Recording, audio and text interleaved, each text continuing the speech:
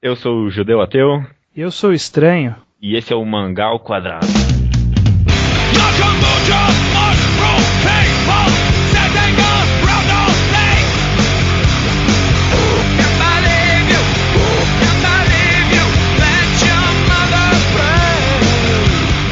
E sejam bem-vindos ao terceiro episódio do Mangá ao Quadrado.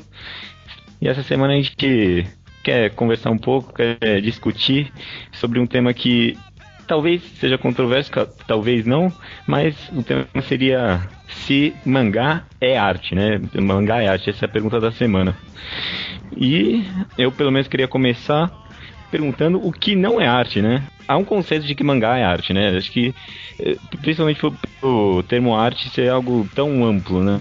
Mas acho que talvez seria interessante começar perguntando o que não é arte ao invés do que é arte. E o que não é arte pra você?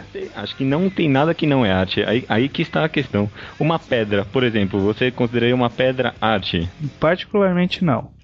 A arte, assim, pelo que eu tava dando uma pesquisada em conceito e o que é considerado, né? E a única coisa que dá pra você descobrir, dá pra você falar, é que arte é um conceito totalmente contextual, temporal, da situação, depende da pessoa, é pessoal. Então, qualquer coisa pode ser arte, dependendo da pessoa que analisa, do contexto que você está, em que época você está. Sim. Eu lembro que a primeira pesquisa que eu achei foi na Wikipédia e falava que arte é qualquer tipo de manifestação criada pelo homem. Aí eu pensei naqueles quadros que eram vendidos, feitos por macacos. Quadros vendidos feitos por macacos. E, tipo, é arte aquilo ou não é, então? Porque não é feito por ser humano. Como você disse, é um conceito muito pessoal, né? É um conceito amplo e pessoal. Mas vamos tentar dar uma fixada no que pode ser considerado pra gente ter parâmetro pra discutir isso, né? Sim. Aliás, eu lembro que eu fiz essa pergunta no Forcebringer há um bom tempo atrás. E o que uma pessoa me respondeu uma vez é que até um rabisco feito por uma criança de 3 anos é uma arte. Mas a questão importante não é essa. A questão importante é o que vale a pena ser guardado para gerações futuras. Eu acho que é isso que a gente poderia talvez chamar de arte. Ó, eu vou apelar para a forma mais simples de definição de arte, que é a do dicionário. Justo. Então a arte, ó, vem da palavra latina ars, que significa técnica ou habilidade.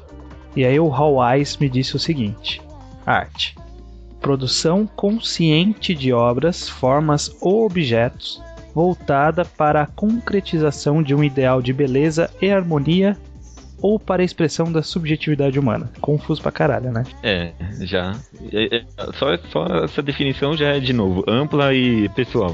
Mas eu acho que o comecinho, né, que ele fala produção consciente de obras, formas e objetos. Eu acho que essa é a parte importante, produção consciente. Já eliminamos o macaco, né? Porque não é consciente. E também eu quis falar do consciente porque eu acho que isso implica que há um objetivo na arte, né? A pessoa que fez, ela tem alguma coisa em mente na hora que ela está fazendo aquilo. E é nisso que eu entro naquela questão que eu sempre reclamo em rodas de bar, por exemplo, que é aqueles quadros que os caras pegam uma tela em branca, enfia a mão em 2 tintas diferentes, sei lá, passa a mão por cima da tela e manda vender por $100 mil. Eu já acredito, não. É um tipo de arte bem conhecido. Mas sabe o mictório? É só um mictório. A fonte, né? Do Champ. Eu já fui numa exposição dessa, a exposição do Duchamp, que é o cara que fez esse mictório. Só tinha um mictório lá, realmente. Mas então, aí que tá. Essa do mictório, eu entendo o que ela quis dizer e qual é o objetivo dele. Eu acho esse tipo de manifestação muito mais válida do que o cara que passou a mão na tela com a tinta. Entendo. Então, eu particularmente, pra mim, o conceito particular de que a arte é alguma forma de manifestação, alguma forma de expressão com o objetivo de passar alguma mensagem, de qualquer forma. E aí inclui, sei lá, canto, música, literatura, filme, quadros, qualquer coisa. Arte sequencial. Aí entra justamente a arte sequencial. Tá no nome essa porra. Arte sequencial, banda desenhada ou só banda desenhada. Quadrinhos mesmo. Quadrinhos. Gibis. Então eu acho que, classificando dessa forma, não há problema em dizer que quadrinhos é uma forma de arte também, né? Com certeza. Acho que, na verdade, não é nem isso que a maioria das pessoas se incomodam quando falam que as pessoas não levam mangá como arte, né? Porque, conceitualmente, mangá é arte, não tem o que discutir nisso, né? O problema é que não tem o status de arte, né? Acho que é onde a maioria das pessoas, pelo menos, se sente incomodada, né? Que não tem o status de arte. Por exemplo, cinema. Hoje em dia, ninguém discute que é arte e que tem o status de arte, né? Mas quadrinhos talvez não pra nossa geração, eu entendo, mas mangá, mesmo pra nossa geração, eu consigo ver muita gente que vê sem o status de arte. Só como um entretenimento, né? Pra criança mesmo. Esse é até uma questão que eu meio que reclamava. Eu não lembro quem, eu tinha algum conhecido que gostava de usar o termo filme de arte, que era pra definir aqueles filmes mais conceituais, aqueles filmes europeus, iranianos, ou seja, qualquer coisa que não era hollywoodiana. Sim. Então aí parecia que ele tava criando um paralelo que o filme ou tem que ser de arte, ou tem que ser de entretenimento. E eu acho isso muito errado. Porque não são adjetivos que não podem estar presentes na mesma obra. Não são conflitantes. Não, exatamente. Certeza. Também, por exemplo, um exemplo recente é The Dark Knight, que é entretenimento e é arte, eu acho. Sim. Eu acho. Na verdade, assim, conceitualmente até Transformers é arte. Conceitualmente, vem dentro dos parâmetros dele de arte, né? Porque aí é que muitas pessoas acabam definindo a arte como um adjetivo e não como um substantivo, né? Ele parece que arte é algo bom, né? Tipo, por ser arte é algo bom. E não necessariamente. Mas então, por quê? Porque no próprio dicionário ele acaba passando esse conceito. Por exemplo, seguindo a definição do Oasis lá, por exemplo, dá pra lançar aquele tipo de frase tipo, a arte, sei lá, a arte da demolição, a arte da cirurgia. Tá entendendo? Esse tipo de adjetivo que valem pra profissões, mas as pessoas não necessariamente classificariam como arte. Só que aí a gente entra numa outra questão. Por ser arte algo bom? Não. A arte deve ser avaliada também. Ela passa pelo... Entrando naquele negócio, vale a pena guardar para gerações futuras? Acho que essa, pra mim, pelo menos, falaram isso, foi algo que eu guardei pra mim. Tipo, eu acho que isso realmente define, separa as artes, né? O que separa as artes pra mim é isso. Vale a pena guardar para gerações futuras? Bem que isso também é pessoal e amplo, né? Mas eu acho que por ser uma forma de arte, então, o mangá sendo uma forma de arte, como a gente já definiu, eu acho que ele pode ser avaliado como arte. Então, cada arte, né? Cada tipo de mídia, né? A arquitetura, escultura, pintura, poesia, teatro, cinema, qualquer coisa, ele tem os seus próprios conceitos internos. Por exemplo, cinema, o que é plano, o que é quadro, o que é sequência. E através desses conceitos você consegue, de uma forma analítica, definir o que é bom e o que é ruim. Entendi. Estruturalmente, por exemplo, num filme, ou que tem uma literatura que é boa, uma narrativa que é boa, uma narrativa que é ruim. Dá pra analisar. Da mesma forma que dá pra fazer com quadrinhos e, no caso, mangá. Com certeza. Todas são artes, todas são boas? Não. Acho que essa é a frase, né? Nem tudo que é arte é bom. Exatamente. Vai em qualquer, sei lá, museu, exposição. Qualquer museu, exposição. Você vai ver que nem tudo que tá lá é bom. Com certeza. Sei lá, não sei. É muito, muito pseudo esse papo, né? Muito pseudo, com certeza. Eu acho que o que mais vale é aquele negócio que você disse mesmo. Que por ser uma arte, você pode criticar através de padrões estabelecidos dentro daquela categoria de arte. Então, por exemplo, se a gente falou no episódio passado que Fairy Tail falha em usar os personagens que ele tem de forma consistente, é porque esse é um padrão de qualidade da arte que a gente estabeleceu.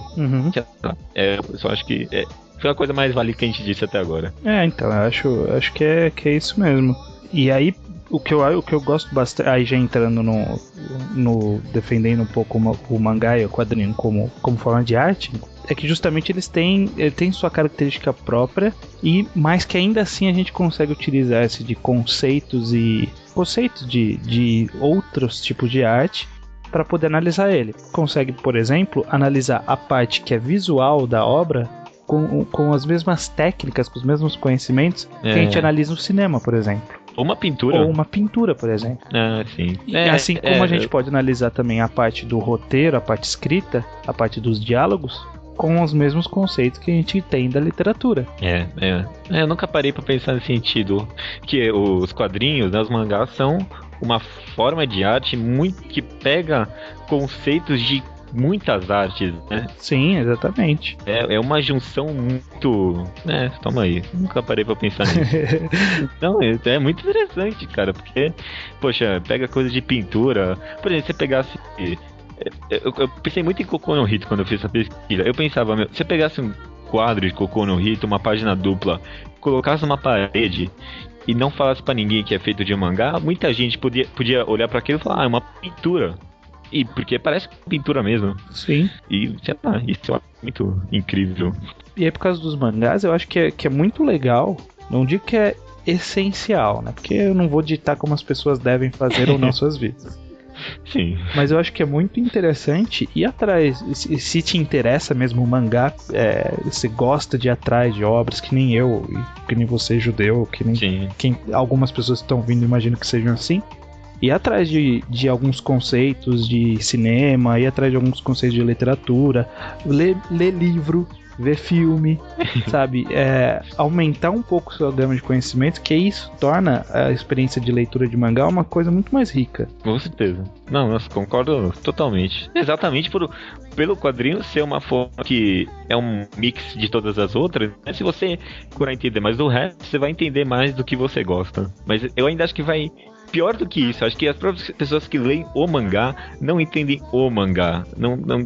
De novo, tem muita gente que fala que gosta de mangá, mas nunca procura dar aquele passo além, sabe? Nunca entra no mangá update e tentou procurar alguma coisa que lhe interesse. Eu sei como que é. Você falou que a gente não quer editar nada pra ninguém, né? Tipo, eu não quero editar com você, aproveita a mídia, mas sei lá, se você procurasse ler algumas coisas mais interessantes, procurar uns mangás mais diferentes, não ficar só no que já é conhecido, né? Uhum. Poxa, muita gente fala que é fã de mangá, por exemplo, mas nunca nem tentou procurar o que é um Naoki Urasawa, por exemplo, que todo mundo fala e elogia. Então, mesmo do que é conhecido e de qualidade, muita gente não vai procurar o que é. Uhum. E aí as pessoas reclamam que a mídia mangá não é vista como arte, né? E elas mesmas passam essa visão, né? Então, vai se fuder. Então, mas você isso. fode pro negócio e depois reclama. Concordo.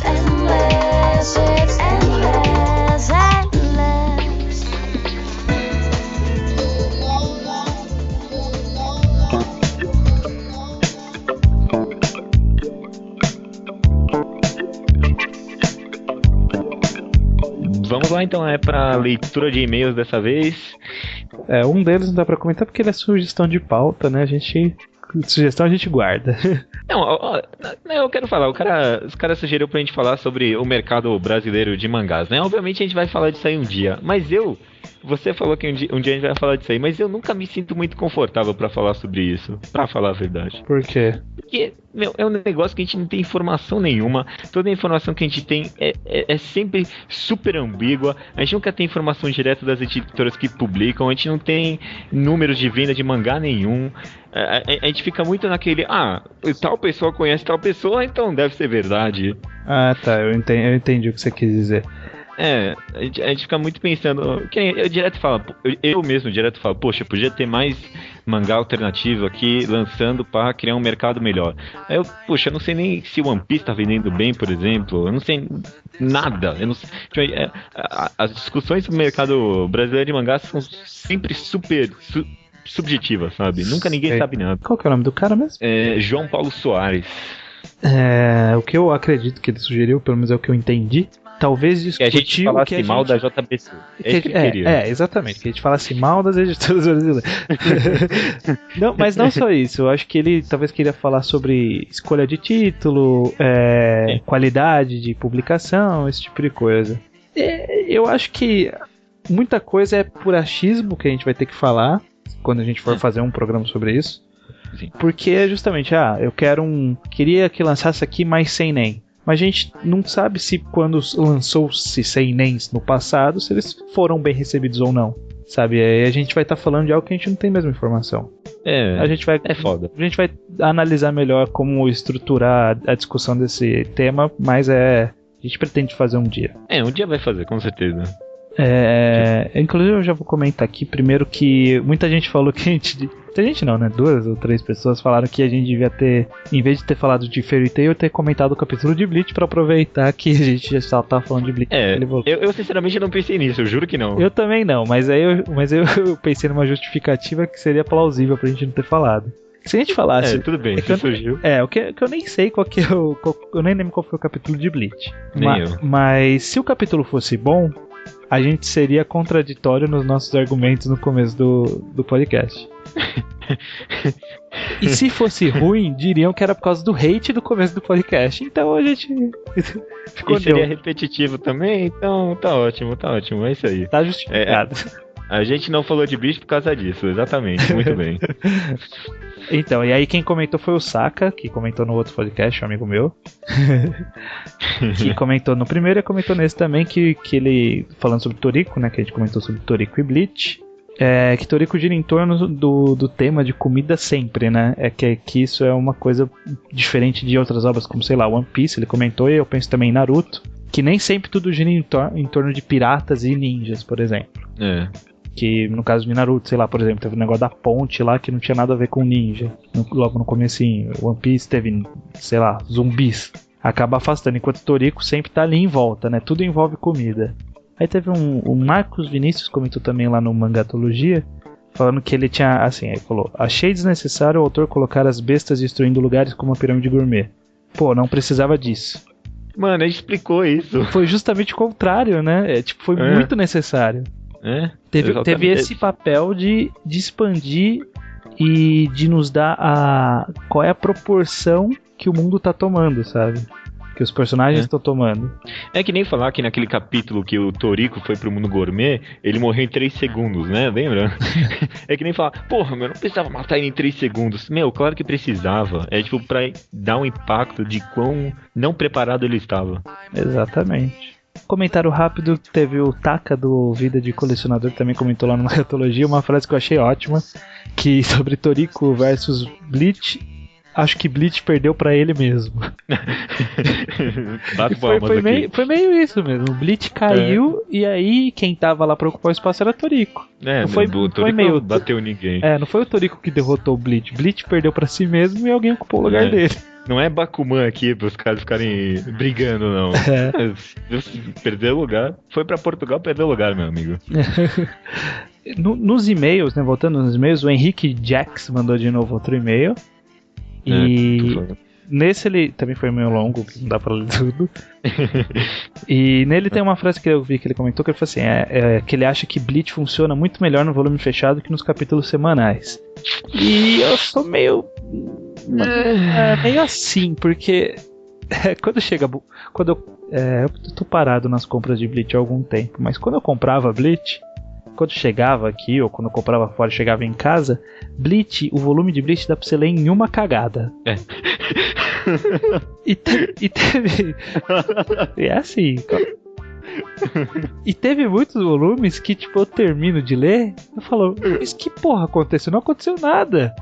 Sabe, às vezes é um volume inteiro de uma luta desnecessária. Não, é isso mesmo. Às vezes é um volume inteiro de um personagem desnecessário lutando com um vilão desnecessário também. Nenhum dos dois tem importância nenhuma pro roteiro e não vai dar em nada. E é o volume inteiro isso. Então. Eu entendo a necessidade narrativa de introduzir-se um grupo de vilões que tem que lutar com um grupo de coadjuvantes. Mas não precisa fazer tanto foco assim, né? Eu discordo de você, aliás. Eu até entendo a propriedade narrativa, mas eu não acho nem um pouco inteligente, né? Tipo, você até podia... Desculpa, inteligente no modo que é usada, né? Eu não acho nem um pouco inteligente no modo que é usada. Porque você pode criar muito bem um grupo de vilões e que também sejam importantes pro roteiro. Não sejam só números, né? Não sejam... literalmente não sejam só números. Da forma mais literal possível. Exatamente. Toma aí. E aí, por último, o e-mail do Leonardo Souza, que também a gente leu o primeiro e-mail dele, que é aquele menino de 15 anos. Sim. Primeiro ele mandou assim: obrigado pelo elogio, ficou muito feliz de saber que escreveu bem, que ele falou que ele escreve bem, pois pretendo trabalhar escrevendo. E eu concordo, é bom escrever bem, mas não só pra trabalhar escrevendo, escreva bem na vida. Olha só. Porque, cara, o que chega de e-mail no meu trabalho, de gente que você tem que decifrar o que tá escrito, cara, eu acho tão feio isso. Com certeza. Eu teria vergonha de ler meu próprio e-mail e nem entender o que tá escrito, mas tudo bem. E ele fala que ainda acha que a gente precisa colocar no post um instante que cada mangá foi comentado. Isso a gente fez. Você que não viu. Tudo bem. Não prestou atenção, tudo bem. E aí ele comentou uma coisa que eu acho que é a realidade de muita gente. Como ele é novinho, e muita gente que for novinha que ouviu a gente vai coincidir com essa história. Assim, ó, infelizmente comecei a ler Bleach em uma outra época da minha vida, quando eu não sabia diferenciar muito bem o que era bom e o que era ruim. Acho que todo mundo, mesmo que não é jovem, mas todo mundo já se sentiu assim uma época, né? Olhar pra trás e que merda eu estava fazendo, né? Aí ele pois era muito jovem e inocente. Aí, acabei achando a série incrível, magnífica e espetacular. E percebo que eu usava os mesmos argumentos que eu vejo as pessoas usando para defender Bleach. O que me faz pensar que quem acha Bleach incrível é apenas inocente ou ignorante. Sim. Eu concordo e não concordo. Acho que tem muita gente que tá nessa de inocência, mas tem gente que vê uma profundidade em Bleach, que sabe explicar e que tá muito feliz assim. Mas a maioria não sabe defender Bleach. E quem tem lê sabendo que é ruim também, né? Eu leio sabendo que é ruim. Também. Mas é isso aí. Eu acho que isso define muita gente. Quem lê e acha que Bleach é bom, das duas uma. Ou consegue achar uma explicação muito filosófica pra gostar de Bleach. Forçada. Às vezes forçada, tem que analisar cada caso. Não sei, não vou julgar todo mundo, porque eu nem tenho saco. Pode julgar, então. Não, tudo bem, eu tô jogando. Você força isso. Continue. Ou é justamente isso. Tipo, conhece pouca coisa, é inocente e ignorante a outros tipos de obras. É isso. É ignorante não como uma ofensa direta, né? Ignorante é o não conhecimento, não é culpa sua que você é burro e não sabe. Você é burro, mas não fique chateado. Você pode deixar de ser burro. Não é uma doença sem cura. Exato.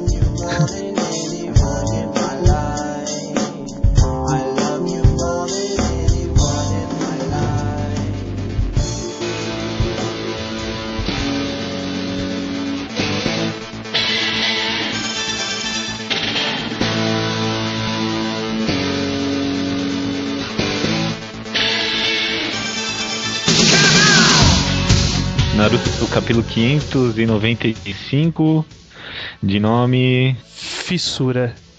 Já começando discordando, então acho que é interessante você não. Eu não fui muito fã. Explicação... Eu vou explicar porque que eu não gostei, narrando o que aconteceu nesse capítulo. Beleza. Kakashi, Gai e Naruto tentaram acertar o Tobi o capítulo inteiro e fizeram um racho no capacete. Esse foi o capítulo. Mas o Kishimoto ele constrói bem batalhas, eu acho. Puta, eu achei justamente o contrário. Imagina que você fala isso. Que muita gente reclama que não dá pra entender o que acontece nunca. Nossa, foi bem confuso, Aquela parada do Tobi chutar a kunai lá que tava voando, demorei pra entender o que tá acontecendo ali. As próprias ações eu admito que foram um pouco confusas. Que nem eu li umas 3 vezes pra entender que o Nunchaku tinha atravessado o Tobi, aí ele chutou de novo pra acertar ele. Eu li umas 3 vezes pra entender que aconteceu isso. Eu admito, foi um pouco confuso. Eu admito, mas não sei. Eu ainda acho interessante, pelo menos a forma como a batalha foi construída. Bom, foi uma batalha, né? Teoricamente é um capítulo sem conteúdo, mas... então... Foi... vai se fuder. primeiro capítulo de One Piece que a gente construiu foi pra construir o vilão também, e foi uma merda. E você construiu um vilão e eu achei mais interessante. Não, nem construiu o vilão, na verdade, porque a gente já conhece todos os poderes do Toby que ele usou. Então, ele fez de uma forma... Eu gostei como utilizou o poder dele. Foi ruim, mas eu me diverti. Eu me diverti. Eu li o capítulo, uau! Tá acontecendo alguma coisa legal. Bom, eu fiquei naquela, tipo, espero que esse tenha sido só esse capítulo pra mostrar que era difícil derrotar ele, e agora eles vão avançar de vez essa luta, né? Sei lá, dá um corte pra outro lugar e depois volta com a luta mais avançada, em vez de ficar mostrando 1001 tentativas de acertar ele, todas falhando. Kishimoto costuma me enrolar nas batalhas, né? Então, esse é meu medo. Eu falei que eu me diverti, mas tem um monte de coisa que eu não gostei. Eu não gostei que o Kakashi ficou usando o poder do Mangekyo dele direto. Porque no começo ele usava uma vez e... Ai, meu chakra já acabou, não consigo fazer mais nada. E aqui ele usou umas 3 vezes e não tá... Na moral, o Kakashi, ele foi meio traído por Naruto, né? Porque ele foi vendido pra mim, há muitos anos atrás, como o cara que sabia copiar senjutsus. Ele só usa... hoje em dia ele só usa o Mangekyo e o Haikiri. Só. Só. Não usa mais nada. É verdade. E ele é vendido como... Eu não tenho muito chakra, mas eu tenho um super intelecto. Eu sei fazer as coisas, né, acontecerem. E ele tem 1000 jutsus e não usa nenhum deles. Não consegue ter nenhum plano genial, realmente. Grandes merdas sabe um monte de jutsu. Com certeza. Por isso que ele não vai ser Hokage. Ele não sabe fazer nada. Bom, tudo bem. Foi um ruim capítulo, mas eu me diverti. Só queria dizer isso. Não aconteceu nada, né? Não aconteceu nada também. Você tem razão no começo, mas... Você acha que...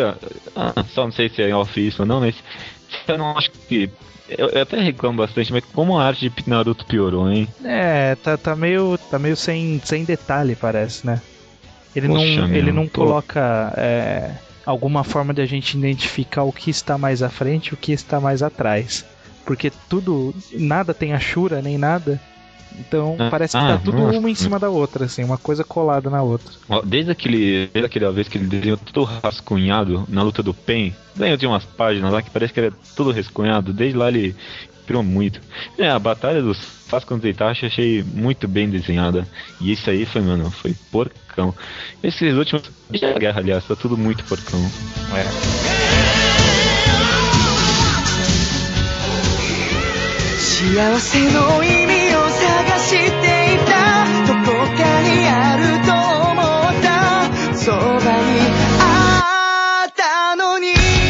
Toriko, capítulo 197, 4 versus 4. 2 pontos de exclamação. Como sempre, né? Batalha também, né? Então, aí a diferença entre Naruto e Toriko.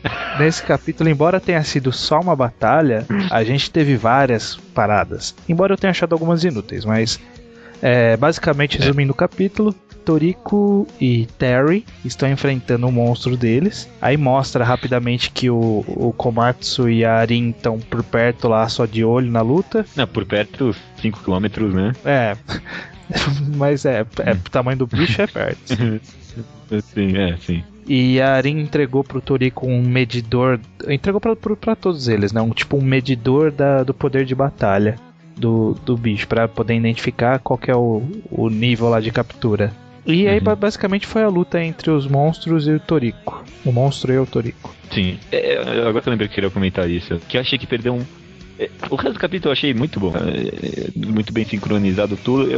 A única coisa que eu achei que perdeu um pouco do valor de impacto, essas pontuações de monstros. Exato, eu ia falar disso também. Porra, aí depois chegou, não, o monstro tem 123. E eu fiquei tipo, beleza, não fez diferença nenhuma pra mim isso. Tanto que quando os personagens ficaram, nossa, não é 100, é 123, eu falei, beleza, porque vocês estão surpresos. Tipo, foda-se. É porque no começo eu lembro que cada pontuação que surgiu, eu falava, porra, mano, puta que pariu. E no primeiro monstro, aquele jacaré lá, no lado surgiu 5 pontos, eu achava, era o máximo. Aí depois surgiu aquele gorila com 10, porra, não era 5 o máximo? E parecia coisa muito poderosa. Cada pontuação nova surgiu um impacto. E agora que chegou nesse absurdo, pra mim pelo menos perdeu o impacto. E não só perdeu o impacto, como também perdeu um pouco da lógica, porque no caso, o aparelhinho que a Arin entregou lá pro Toriko, ele cola no bicho e mede lá qual é o poder de luta dele, basicamente. Mas a gente tinha ouvido falar antigamente que o poder de a dificuldade de captura dependia de outros fatores, não só da habilidade de luta. Tem, por exemplo, aquele Puff Whale lá que você consegue derrotar ele fácil, mas ele é difícil você pegar porque é difícil retirar ter que desacordar o peixe de um jeito certo lá específico. E isso daí não é medido por esse negócio, né? Não, exatamente. Eu não tenho certeza de falar isso ou não no começo, mas eu lembrava que a pontuação era algo definido pelo governo lá, não sei o que. Não tenho certeza. Mas, tipo, e agora? Whatever, então, né? Agora virou poder de luta. Poder de luta, exatamente. Exatamente isso. Literalmente. Mas fora isso, eu gostei da dinâmica da luta. Mostrou que o Terry, ele é bem fodão, né? Ele desviou de todos os golpes do cara. Ainda fazendo uns solzinhos lá. E aí, um pouco antes de começar a luta, o Terry olhou pro lado. Por que você acha que ele olhou pro lado? Pra algum dos outros monstros, será? Eu não sei se tem alguma coisa a ver isso, não, mas acho que o que me veio na cabeça é que quando ele olhou pro lado foi logo após a Rin lá, esqueci o nome da mulherzinha, colocar aquele desodorante lá em volta. Eu achava que, tipo, iam fazer com que alguma coisa que... o fato dele é tão foda que ele conseguiu até sentir o cheiro lá. A 5 km de distância, não sei o que. Porque é um cachorro, né? E tem que ter o olfato fudido. e combina com o Toriko, que tem um olfato. Você entendeu o que quis dizer, né? Não, entendi. Mas eu não sei, Céu. Eu imaginei, porque, pelo que ficou claro, o bicho do Toriko não é o mais forte dentre eles. Né? Porque o do Toriko era 127, aí teve um outro lá que era 130 e alguma coisa. Não que 5 faça diferença, né?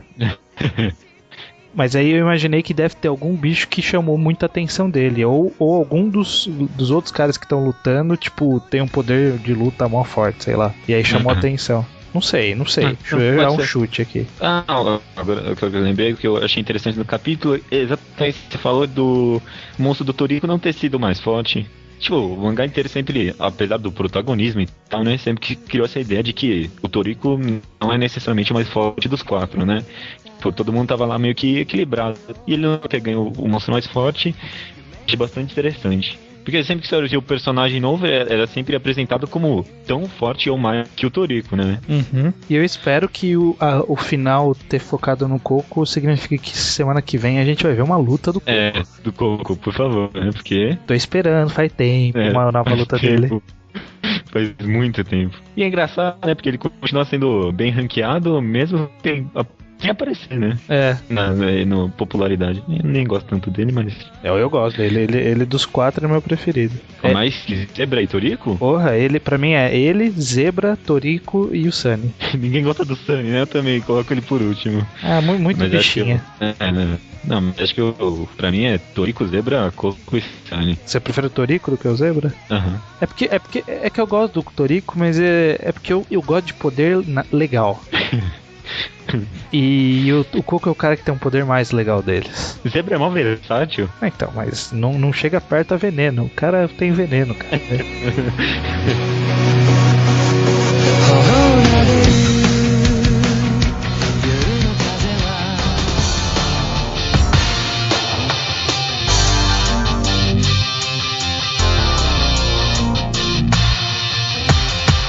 One Piece 675 e é chamado Shinokuni. Só rapidinho, só de começo, já vou jogar isso aí que eu até comentei no Twitter com você que eu não gosto desse negócio do Oda colocar coisas que podem ser importantes pro roteiro na capa. Eu não gosto do que ele faz na capa, é isso que eu tô querendo dizer. Eu não gosto do que ele faz na capa. Você discordou? Eu justamente acho que é um bom recurso pra evitar desviar roteiro, pra apresentar um personagem relevante pra trama principal que ele tá se focando, mas que tem alguma relevância por algum motivo. Sabe, sei lá, o do Enel é totalmente relevante porque tá acontecendo na Terra, mas foi relevante porque revelou a sociedade na Lua, sei lá, um negócio mó escroto. Mas... O do CP9 mostrou que eles estão vivos. Tipo, cada um mostrou alguma coisa que atualmente é irrelevante pra história do grupo do Chapéu de Palha, mas que é uma curiosidade interessante da gente saber. Eu acho muito válido. E eu acho que nem, eu não gostei, por exemplo, eu falei que eu não gostei que ele fez com o número 2 lá, que na capa mostrou que ele reviveu. Você falou que pode ser alguém que assumiu o lugar dele, mas não é. Não sei, E agora, a vez que ele fez com o Koriba, mostrando ele com a sereia areias lá. Eu não sei. Pode ser que seja puro hate meu, por One Piece, mas tem vezes que faz bem feito, ó. Que nem esses dois que você falou e o próprio treinamento dos chapéus de palha lá. Uhum.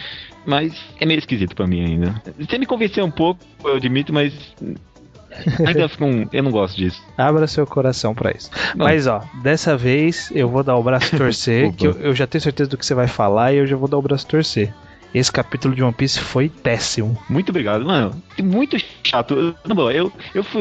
Teve página que eu não li. Eu vou falar isso, mano. Teve página que eu não li, porque eu passei, foda-se, vai. Foda-se, não importa. Não, então, eu achei justamente imagem, isso. Né? Eu achei que o Oda ele foi muito prolixo. Ele explicou muito coisa que era irrelevante. E, tipo, eu até agora não entendi o que é aquele dragão que apareceu, sabe? Tipo... A narrativa foi muito estranha nesse capítulo. Parece que não levou de lugar nenhum a lugar nenhum. Não conectou nada. Foi muito estranho, foi muito estranho. Eu não sei o que aconteceu, cara. Acho que o Oda tá com diarreia, não sei, cara. Ficou muito mal feito. Teve aquele... Foi muita coisa misturada, né? Começa aí.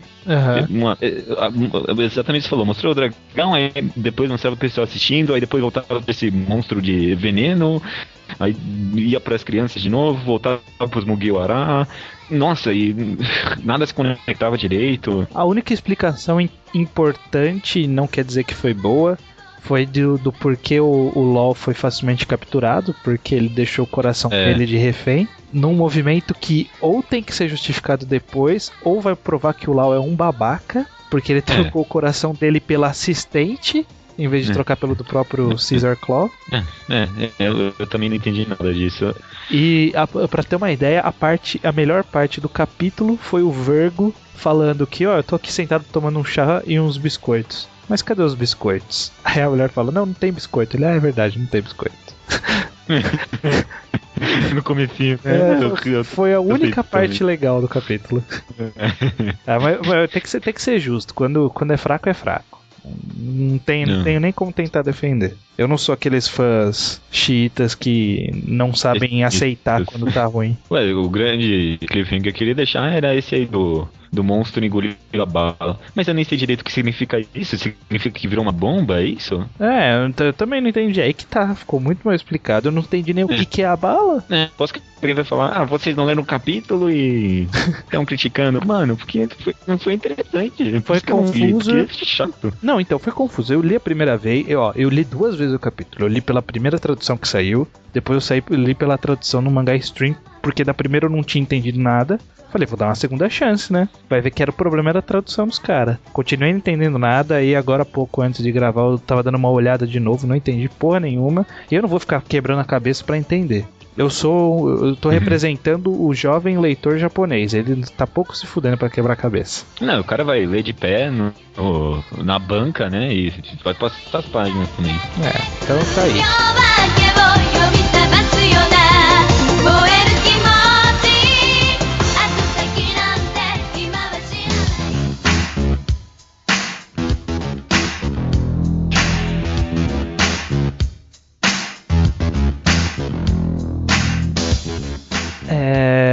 Bom, a recomendação dessa semana é minha novamente, recomendação do Estranho.